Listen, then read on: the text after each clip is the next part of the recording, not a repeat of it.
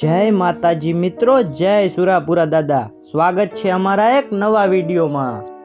મિત્રો, આ વિડીયોમાં આપણે વાત કરવાની છે કે દાનભા બાપુ એમ કહે છે કે જો તમે સાચી નીતિથી હાલતા હશો અને જો તમે દિલથી કદર કરશો ને તો તમારા આંખમાંથી આંસુ ન પડે ને એ પહેલાં દાદા પહોંચે। મિત્રો, આપણી નાભીની કગર સાંભળીને વીર રાજાજી દાદા અને વીર તેજાજી દાદા જરૂરથી આપણી વારે આવશે। તો તે વિશેની દાનભા બાપુની પવિત્ર વાણીને સાંભળો। દેખાણું હોય કોકનું એવું આંહુડું પડી ગયું હોય ને અને કોકનો હવે છેલ્લી ઘડીએ શ્વાસ રહ્યો એ આ સ્મરણ કરતું હોય કે કદાચ આ કથા પોતે અને આ કદાચ જો બજરંગદાસ બાપુ કે કદાચ અખિલ બ્રહ્માંડનો નાથ દ્વારકાધીશ અને મર્યાદા પુરુષોત્તમ જો રામની કંઈ કૃપા થઈ જાય અને પાદરું થઈ જાય ને એમાં જો કદાચ મારા ઠાકરે દોટ છોડી હોય એટલે પાદરું જ હોય।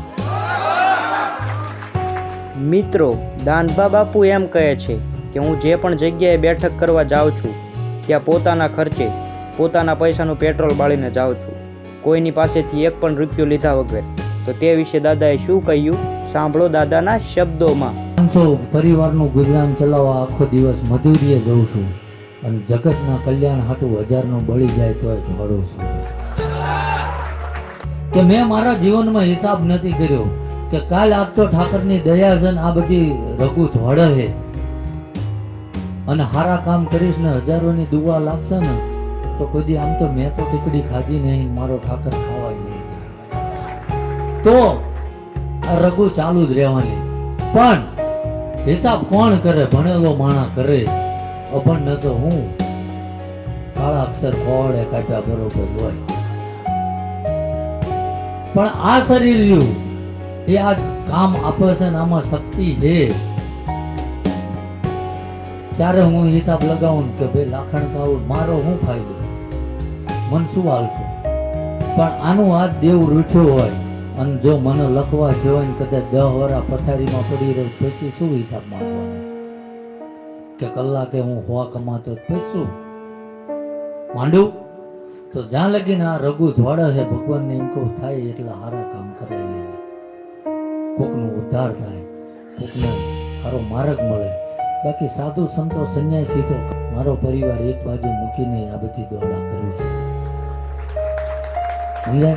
કે મારું જપ તપ નોખો છે કારણ કે જે સમજાય કે મારું જપ તપ નોખો છે કારણ કે જે મારી હારે વળગેલા છે ને એમ બધાને ખબર છે કે 12 કલાક નોકરી કરું છું અને રાતે સીધો ઘરેથી હડી કાઢીને મંદિરે આવું છું અને આખી રાત લોકો હાટું જાગું છું અને પાછો દિવસ દરમિયાન નોકરી જાઉં છું।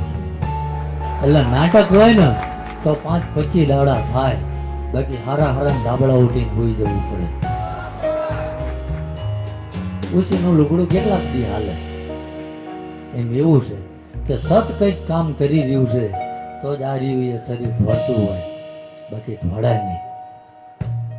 મિત્રો, દાદાએ તેમના એક પ્રવચનમાં બજરંગદાસ બાપાની વાત કરી કે બજરંગદાસ બાપાએ આ દેશ માટે 2 વાર પોતાની મઢીને વેચી નાખી અને બંડીની પણ હરાજી કરી હતી।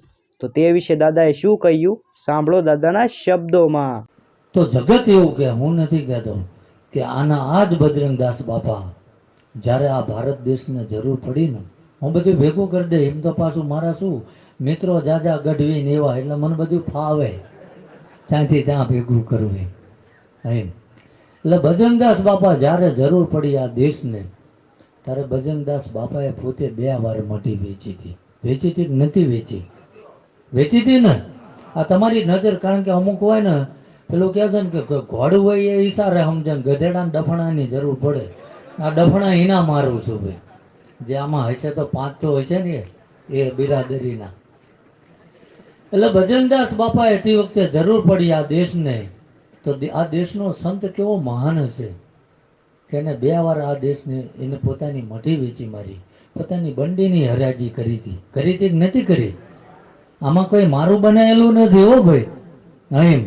અને મારો ઠાકર બોલાવતો હોય એ સાચું જોવાય કારણ કે મેં દવણું કર્યું એમાંથી કોઈ કાંકરા હજુ નથી નીકળ્યા એમ।